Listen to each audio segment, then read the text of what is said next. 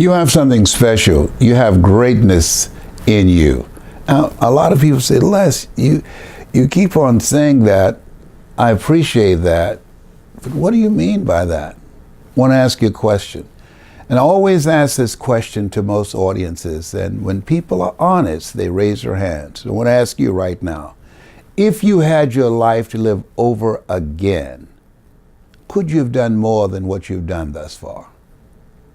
And the answer is absolutely. Then why is it that we don't do that? It's because we've been programmed many times by our environment. We've been programmed many times by our culture, by our education, or by our religious beliefs to play small, to live a small life. And you can't fit a big dream into a small life. You have to work on yourself. That's why my favorite book says, be ye not conformed to this world. Be ye transformed by the renewing of your mind. That we do and we follow the examples around us in our environment, and many times unconsciously. Some people are taught to play small, and then there are some things that are taught, some things are caught, and you just pick it up.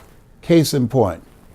When I was a kid, you never saw anybody with tattoos on them except people who'd been incarcerated for a period of time. Now in America, because 1 out of 4 people have been incarcerated, it's proliferated. You see tattoos everywhere. Why? Because when you're in jail, you can't write on the walls. So they write on each other's bodies. So people pick it up unconsciously. It's not conscious, but they see them everywhere and say, oh, I think I want a tattoo. Isn't that interesting? So let me share. What in the hell are you doing? I have no idea about how that happened. In the middle of a good story. Sorry, this phone. Mari, turn Sorry. it on silent. I'm trying to get rid of this. Take your time, Mari. I don't know how this happened. Hang on a second. It's okay. Sorry about You look like an alarm. that. No. You've got it counting down. No, I did have it on countdown. Yeah. I had it here. No. You had No, I it. had it on stopwatch. That's where you had it. But then it. Yeah, that's where you had it. So what happened is when it reached the end, Okay, you had it so on 2 let's minutes. erase that. You have about 2 minutes in, so you know. Oh, that's okay. Yeah. All we got to do, we can get rid of this fancy Get stuff. rid of that, yeah. And so it's 3 o'clock on the dot. So let's just Okay. look at the clock. Go. So when you see people today, many people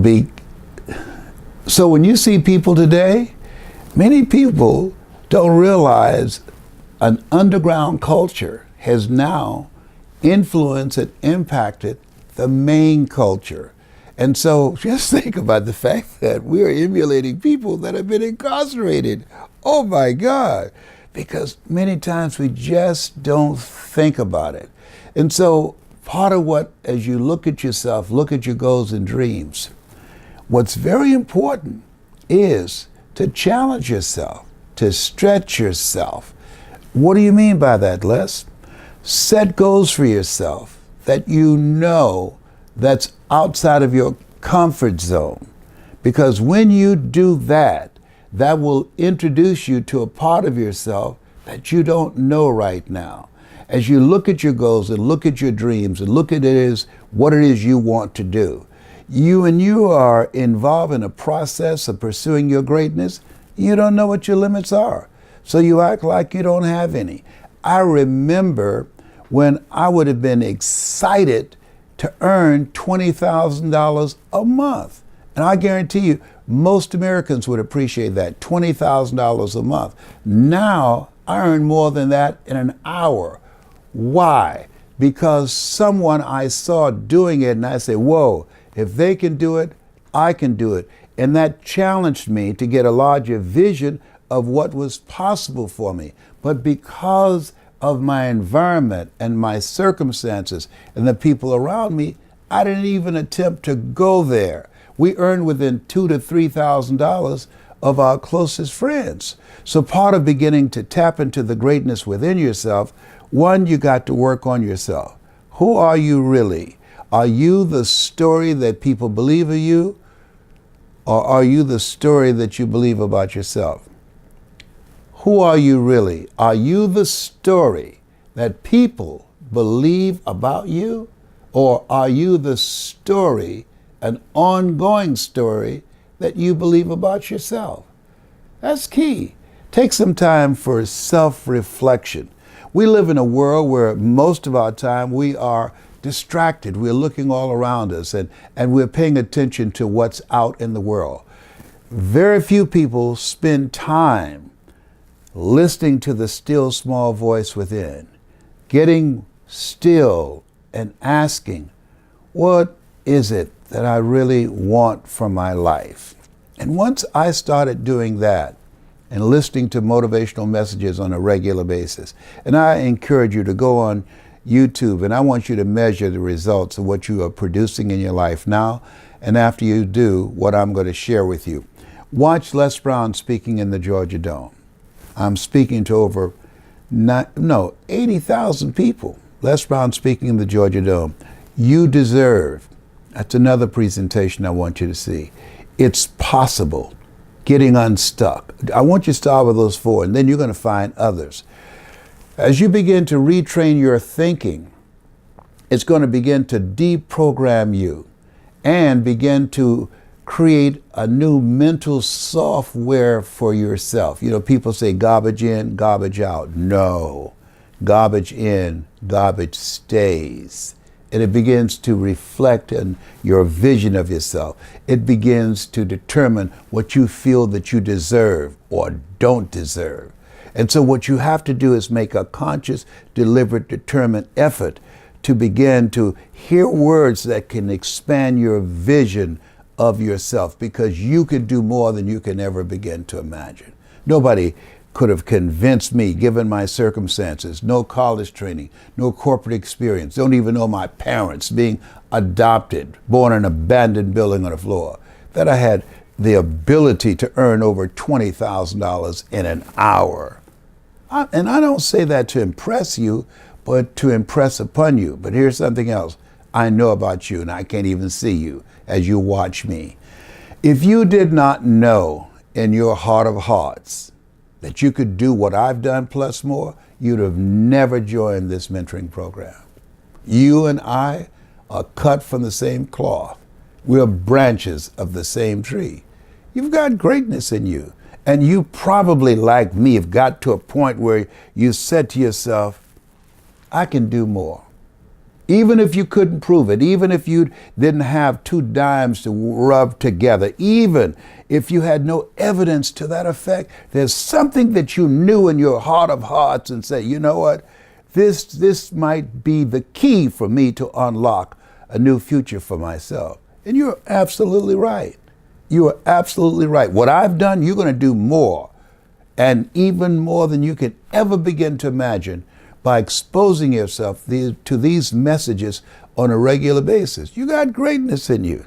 I remember when I was working for the Miami Sanitation Department, and I had to empty the trash for Mr. Leroy Washington's home on 56th Street in Liberty City. And I was so embarrassed. I went in the back of his house and emptied his trash can in the big container that we have. And then coming by the window, I held it up so that he couldn't see me, so that I could block his view of me while he was watching television. As I was going to the truck, I heard a voice, Leslie Brown. I didn't turn around. The guys I was working with, he said, man, this guy's calling you. I said, well, don't worry, just let's get going. And I emptied the garbage. I refused to look around. He said, Leslie Calvin Brown? And then he walked down off his porch.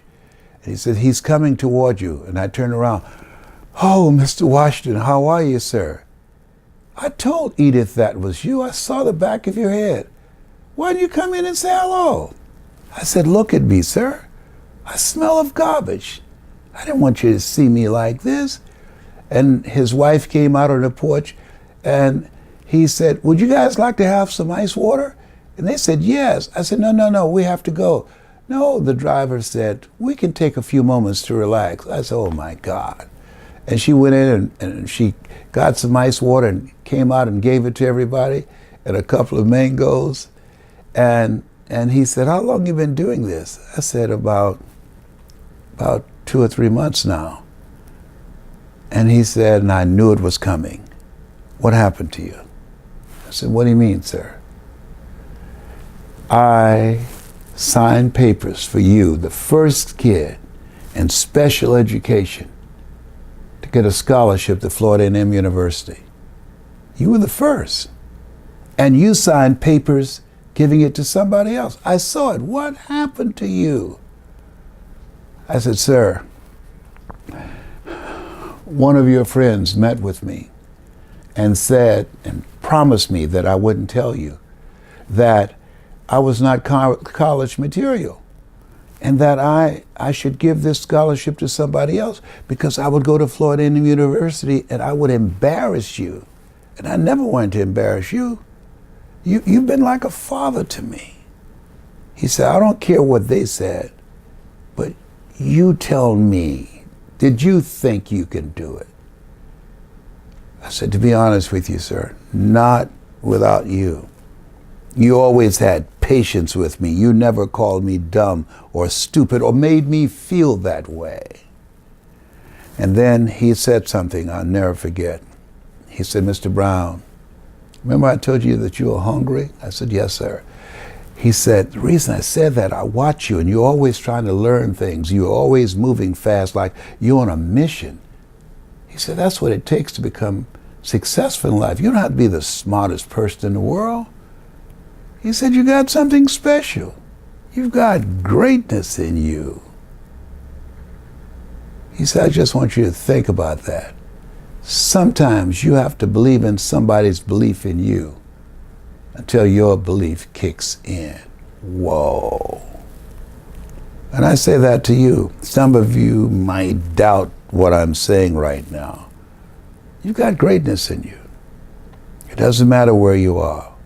What matters most, where are you going? And you have the ability to overcome any adversities or setbacks or illness, whatever you are facing. It has not come to stay. It has come to pass. There's a quote I love. And sometimes in life you'll be faced with a series of God-ordained opportunities, brilliantly disguised as problems and challenges. You got greatness in you. Challenge yourself. Live outside your comfort zone because you'll discover some things about yourself and tap into some powers in you that you'll never discover in your comfort zone. That's my story, and I'm sticking to it.